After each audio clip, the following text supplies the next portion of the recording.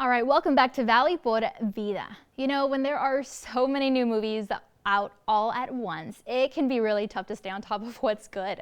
And of course, there are movies coming out all the time. So we're giving you a little look back at some great flicks that released the past few months that are still noteworthy and watchworthy, just in case you missed it.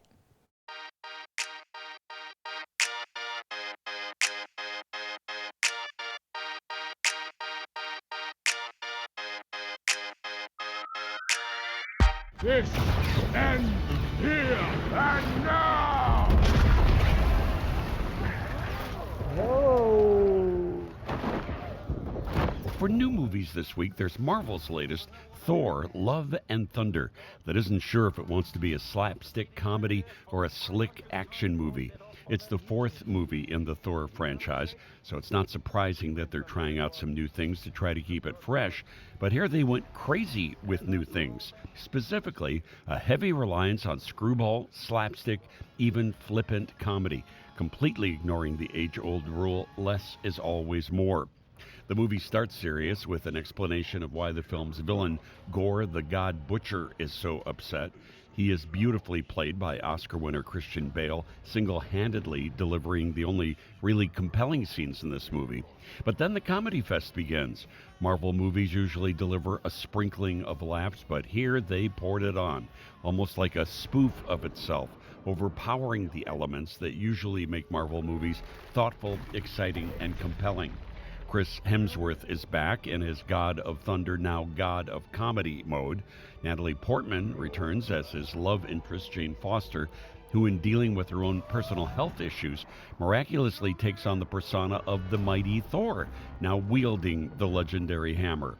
With an over-reliance on 80s heavy metal music as its soundtrack, the movie tries to shift gears into a more traditional Marvel mode, but it's too little, too late.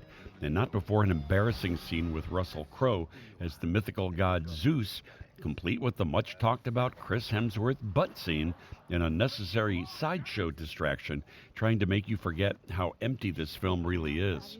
The attempts at romance and heart and real action film excitement are all there, but they're just so hard to take seriously. Thank goodness for Christian Bale.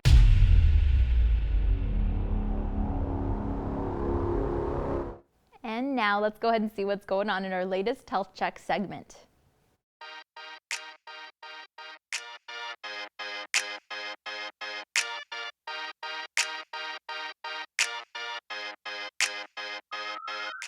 Hi, my name is Dr. Vanessa Medina. I am a radiologist with a specialty in breast imaging, and I'm here to talk about breast cancer awareness.